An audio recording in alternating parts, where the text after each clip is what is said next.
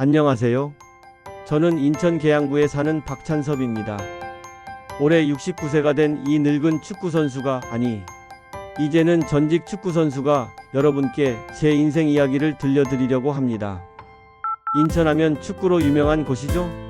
유명한 축구선수들도 배출되었죠. 인천 유나이티드의 홈구장도 있고 지금은 계양구 방축동에 계양유소년 축구장이 있습니다.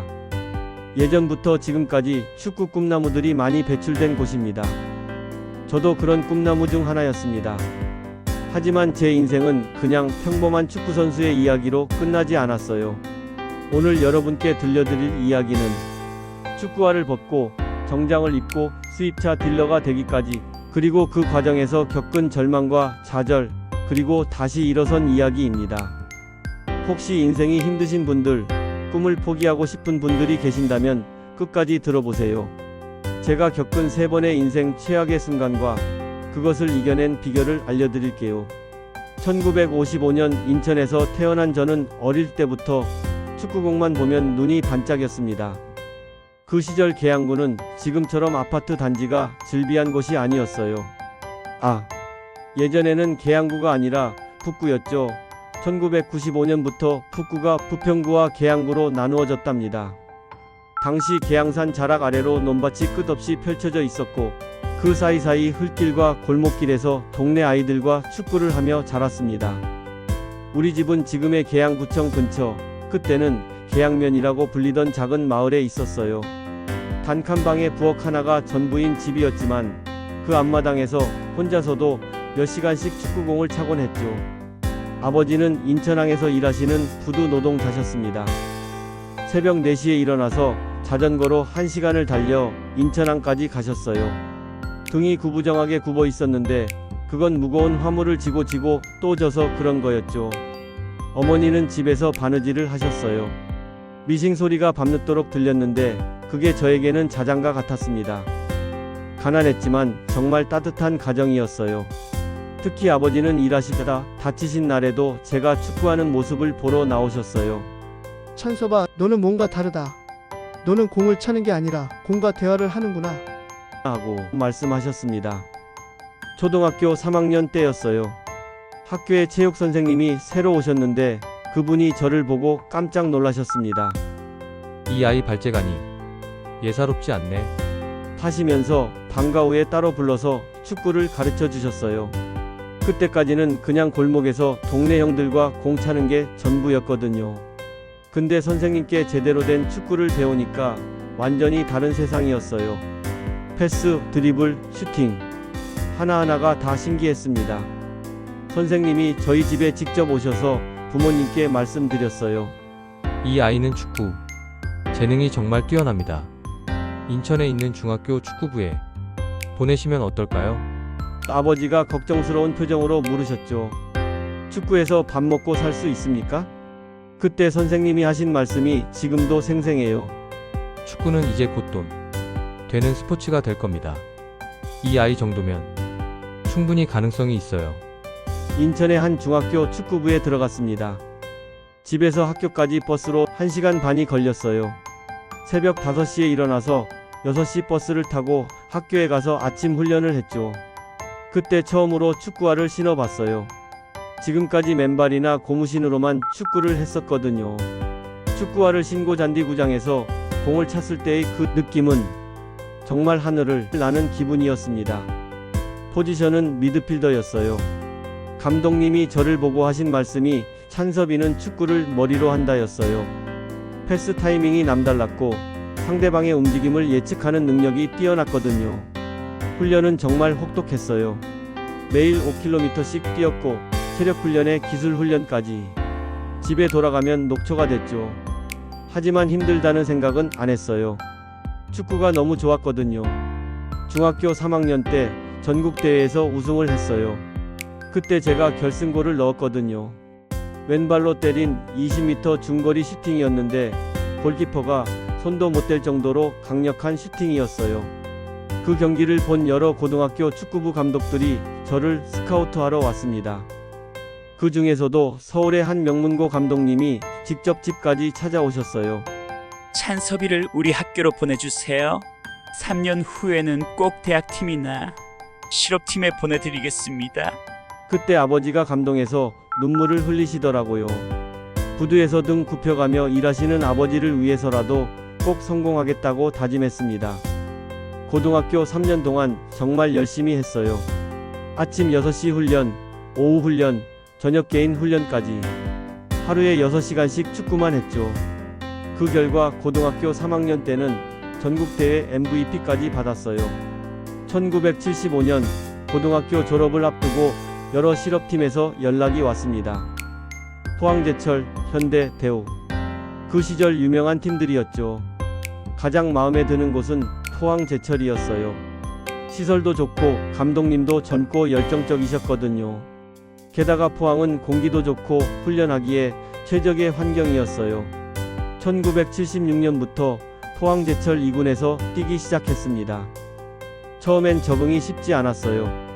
고등학교 때와는 차원이 다른 실력의 선수들이 있었거든요. 하지만 포기하지 않고 열심히 했어요. 2년 만에 1군에 올라갔습니다. 그때 정말 감격스러웠어요. 부모님이 처음으로 제 경기를 보러 포항까지 내려오셨는데 아버지가 관중석에서 우리 아들이다 라고 소리치시는 걸 들었을 때 지금 생각해도 눈물이 나네요. 1970년대 말 한국 축구계의 변화의 바람이 불기 시작했어요. 프로축구 출범에 대한 이야기들이 나오기 시작했거든요. 저도 그 꿈에 부풀어 있었습니다. 포항제철에서의 3년간 저는 정말 최선을 다했어요. 리그 경기에서 시즌 10골을 넣기도 했고 국가대표 후보에도 몇 번 선발됐죠. 감독님은 찬섭이는 곧 국가대표가 될 것이라고 말씀하셨어요. 그때 저는 정말 자신감에 차 있었어요. 나는 축구선수로 성공할 거야. 부모님을 편하게 해드릴 거야. 매일 그런 생각으로 훈련에 임했습니다. 1979년 겨울 국가대표 최종 후보 30명에 선발됐어요. 비록 최종 선발되지는 못했지만 그것만으로도 큰 성취였죠. 코치님이 저에게 말씀하셨어요. 내년엔 꼭 태극마크를 달 수 있을 거야. 그런데 인생이란 게 정말 한치 앞을 알 수 없더라고요. 1980년 7월 15일. 이 날짜는 제 인생에서 절대 잊을 수 없는 날입니다. 그날은 포항제철과 현대건설의 친선 경기가 있었어요. 저는 선발 출전이었고 컨디션도 최상이었습니다. 전반 25분쯤이었을까요? 중앙에서 볼을 받아 드리블로 올라가고 있었는데 상대 수비수가 뒤에서 태클을 걸어왔어요. 그때까지만 해도 평범한 상황이었죠. 저는 공을 빼려고 왼쪽으로 몸을 돌렸는데 뚝 하는 소리가 들렸어요. 무릎에서 나는 소리였습니다. 그 순간 다리에서 힘이 빠지면서 그대로 쓰러졌죠. 처음엔 단순한 접촉이라고 생각했어요. 조금 쉬면 괜찮겠지 하면서요. 하지만 일어나려고 하니까 오른쪽 무릎이 완전히 말을 듣지 않더라고요. 그때서야 심각성을 깨달았습니다. 들것에 실려 병원으로 이송됐는데 구급차 안에서 설마 크게 다친 건 아니겠지 하는 마음으로 있었어요. 병원에 도착해서 응급처치를 받고 다음날 정밀검사를 받았습니다. MRI도 없던 시절이라 관절경 검사를 받았어요. 검사 결과를 들으러 의사선생님 앞에 앉아있는데 선생님 표정이 심상치 않더라고요. 박찬섭 선수 결과가 좋지 않습니다. 십자인대가 완전히 파열됐고 반월상연골도 손상이 심합니다. 의사선생님이 차가운 목소리로 말씀하셨어요. 수술을 받으면 괜찮아질까요? 제가 떨리는 목소리로 물었죠. 그런데 선생님 대답이 수술을 해도 예전 실력의 70%도 회복하기 어렵습니다. 특히 축구 같은 격렬한 운동은 포기하시는 게 좋겠습니다. 그 말을 듣는 순간 정말 세상이 무너져 내렸어요. 귀에서 윙윙거리는 소리가 나고 눈앞이 깜깜해졌습니다. 22년을 살면서 축구 말고는 아무것도 생각해 본 적이 없었는데 갑자기 모든 것이 사라진 거죠. 그래도 포기할 수는 없었어요. 혹시나 해서 수술을 받았습니다. 4시간 동안 계속된 수술이었는데 마취해서 깨어났을 때 무릎이 온통 붕대로 칭칭 감겨 있더라고요. 재활치료가 정말 힘들었어요. 6개월 동안 매일 병원에 가서 물리치료를 받았죠. 처음엔 무릎을 구부리는 것조차 어려웠어요. 90도까지 구부리는데 2달이 걸렸습니다. 재활치료사가 저에게 말했어요. 선수님, 일상생활에는 지장 없을 거예요. 하지만 축구는 그 말을 끝까지 하지 못하시더라고요. 제 표정을 보고는 차마 말을 못하시는 것 같았어요. 팀에서도 연락이 뜸해졌어요. 처음에는 매일 안부를 묻던 동료들도 코치님도 시간이 지날수록 연락이 줄어들었죠. 그럴 수밖에 없었겠지만 그때 저는 정말 세상에 혼자 있는 기분이었어요. 8개월 만에 다시 운동화를 신고 그라운드에 섰습니다. 그때 기분이 정말 설렜어요. 이제 다시 시작이야 하면서요.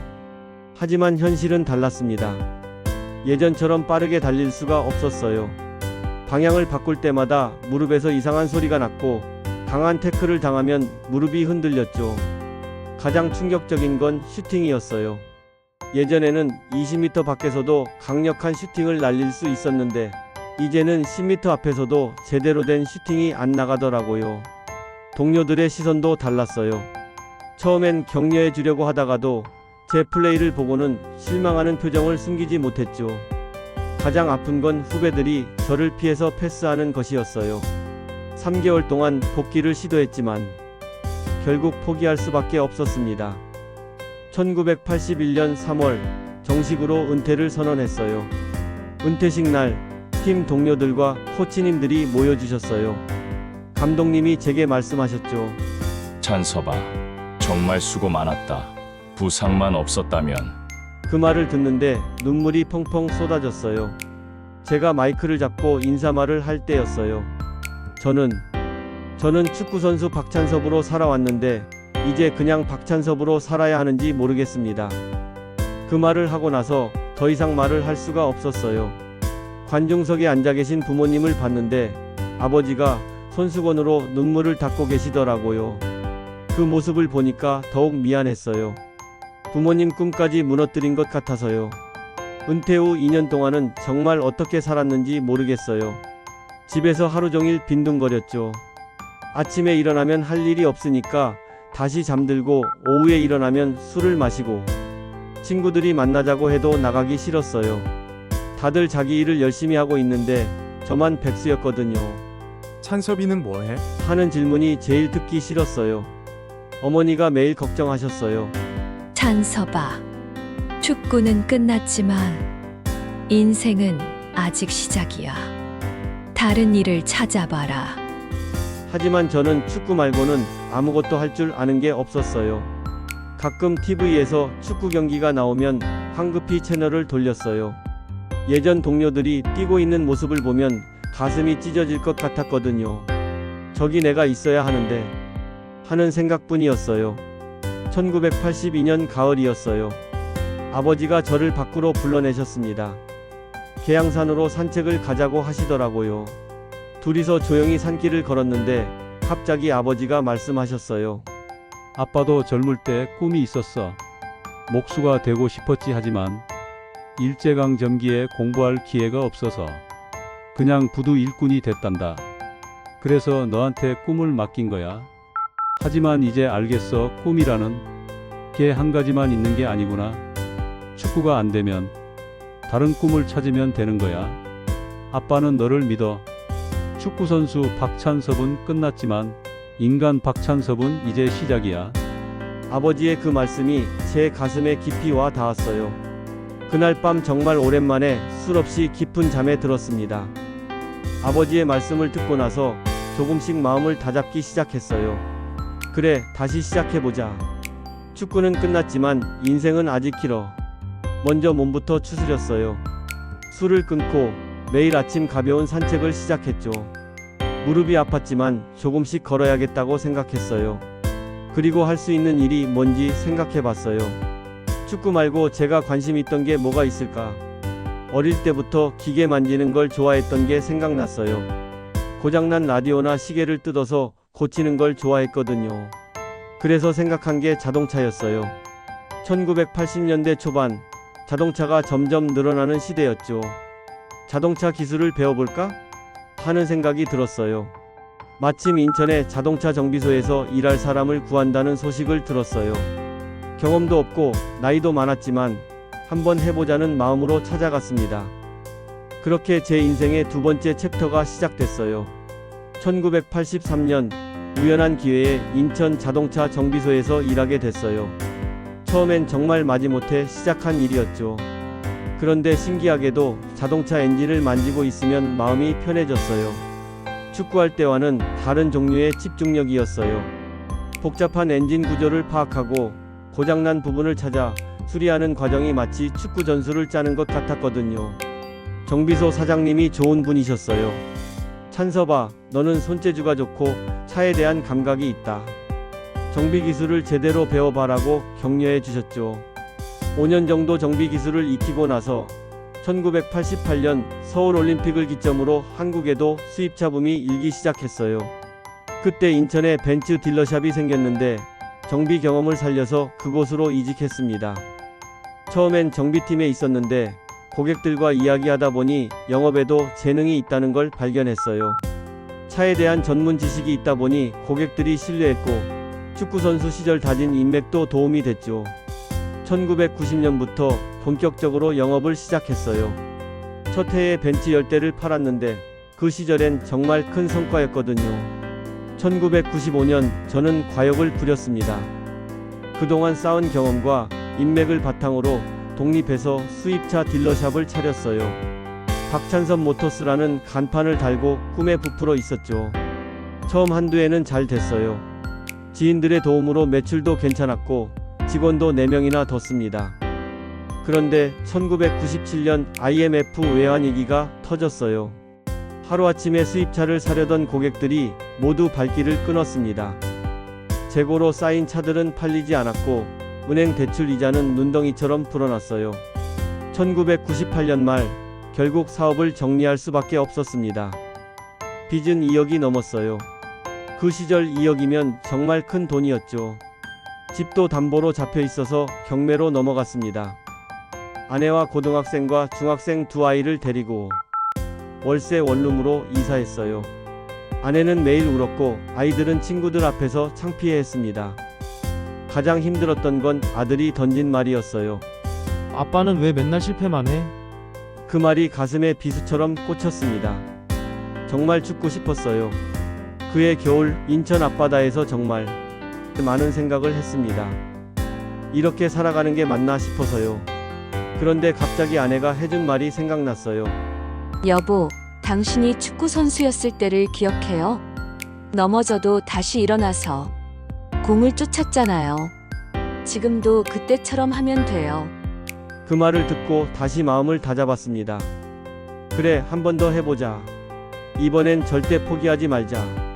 2000년부터 다시 자동차 영업 일을 시작했어요. 이번엔 신중하게 남의 회사 직원으로 말이죠. 빚을 갚기 위해 정말 열심히 일했습니다. 아침 7시부터 밤 11시까지 쉬지 않고 일했어요. 거의 5년 만에 빚의 절반을 갚았습니다. 가족들과의 관계도 많이 회복됐고 아이들도 대학에 보낼 수 있었어요.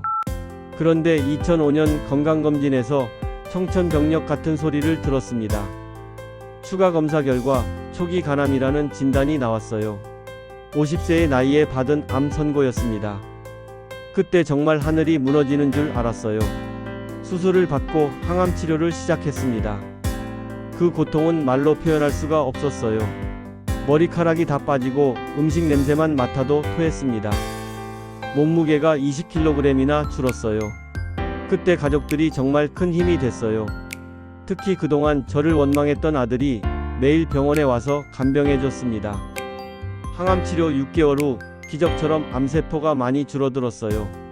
의사도 놀랄 정도였죠. 환자분의 의지력이 정말 대단하십니다 라고 하더라고요. 2010년 완전히 건강을 회복한 후 다시 수입차 영업 일을 시작했어요. 이번엔 마음가짐이 완전히 달랐습니다. 돈을 벌겠다는 욕심보다는 고객에게 정말 좋은 차를 추천해주고 싶다는 마음이 앞섰어요. 20년 넘는 경험과 진정성 있는 서비스로 고객들의 신뢰를 얻기 시작했습니다. 특히 제가 암을 이겨낸 이야기를 듣고 더욱 믿어주시는 고객들이 많았어요. 2015년 60세가 되던 해에 다시 독립을 결심했습니다. 이번엔 신중하게 준비했어요. 자본금도 충분히 모았고 안전한 사업 계획을 세웠죠. 찬섭 모터스 2호점을 열었습니다. 20년 전 실패의 경험을 바탕으로 이번엔 무리하지 않고 착실히 사업을 키워나갔어요. 고객 한 분 한 분을 가족처럼 대했습니다. 차를 파는 것보다는 평생 관계를 만들어가는 마음으로 일했어요. 그러다 보니 입소문이 나기 시작했고 매출도 꾸준히 늘었습니다. 현재 저는 인천에서 꽤 알려진 수입차 딜러가 됐어요. 연매출 50억 원 규모의 사업체를 운영하고 있습니다. 직원도 20명이나 되고요. 더 중요한 건 가족들과의 관계예요. 두 아들 모두 좋은 직장에 다니고 있고 며느리들도 저를 친아버지처럼 따라줍니다. 손자, 손녀들과 함께하는 시간이 정말 행복해요. 매주 주말에는 계양구 축구장에서 동네 어르신들과 축구를 해요. 무릎이 완전하지 않아서 많이 뛰지는 못하지만 축구공을 차는 그 순간만큼은 20대 때처럼 마음이 설렙니다. 제가 69년을 살아오면서 깨달은 가장 중요한 교훈은 이거예요. 실패는 끝이 아니라 새로운 시작이라는 것이죠. 축구선수 꿈이 무너졌을 때, 사업이 망했을 때, 암 선고를 받았을 때, 그때마다 이제 정말 끝이구나 싶었어요. 하지만 지나고 보니 모든 실패가 다음 단계를 위한 준비 과정이었더라고요. 축구를 못하게 돼서 자동차를 만났고, 사업 실패를 통해서 진짜 경영이 뭔지 배웠고, 암을 이겨내면서 가족의 소중함과 건강의 중요성을 깨달았어요. 젊을 때는 성공이 가장 중요하다고 생각했어요. 돈을 벌어야 하고 사회적으로 인정받아야 한다고 생각했죠. 그런데 정작 힘들 때 옆에 있어준 건 가족이었어요. 사업이 망해서 원룸에서 살 때도, 암투병을 할 때도 가족들이 끝까지 함께 해줬어요. 지금 제가 이렇게 행복할 수 있는 건 가족이 있기 때문이에요. 요즘 젊은 분들 보면 일만 하시더라고요. 물론 열심히 일하는 것도 중요하지만 가족과 함께하는 시간도 꼭 만드세요. 그게 진짜 성공입니다. 제가 지금 사업을 성공적으로 하고 있는 이유는 기술이나 자본 때문이 아니에요. 고객을 진심으로 대하기 때문이에요. 차를 팔 때도 고객에게 정말 필요한 차를 추천해 드려요. 비싼 차를 억지로 권하지도 않고 고객의 상황을 고려해서 최선의 선택을 도와드리죠. 그러다 보니 한 번 거래한 고객들이 평생 고객이 돼요. 그분들이 또 지인들을 소개해 주시고요. 진정성은 절대 배신하지 않습니다. 이제 70을 바라보는 나이가 됐지만 저는 아직도 꿈이 있어요. 첫 번째는 건강하게 80세까지 사업을 계속하는 것이에요. 고객들과 만나서 이야기하고 좋은 차를 추천해 드리는 일이 정말 즐거워요. 두 번째는 제 경험을 나누는 일을 하고 싶어요. 실패를 겪은 중소상인들이나 힘든 시기를 겪고 있는 분들에게 희망을 주고 싶어요. 작은 강의라도 하면서 제 이야기를 나누고 싶습니다. 세 번째는 손자, 손녀들과 더 많은 추억을 만드는 거예요. 지금 손자가 축구를 시작했는데 할아버지가 가르쳐주고 싶어요. 물론 프로 선수까지는 안 바라고 그냥 축구의 재미만 알려주고 싶어요. 여러분, 제 이야기가 재미있으셨나요? 69년을 살아오면서 정말 많은 일들이 있었어요. 하지만 지금 돌이켜보니 모든 경험이 소중했습니다. 힘든 일이 있어도 포기하지 마세요. 저처럼 3번이나 바닥을 쳐본 사람도 다시 일어설 수 있어요. 가족을 사랑하고 건강을 챙기고 진정성 있게 살아가세요. 그리고 가끔 계양구에 오시면 찬섭 모터스에 들러보세요. 차 살 생각이 없어도 괜찮아요. 차 한잔 대접하면서 더 많은 이야기 들려드릴게요. 감사합니다.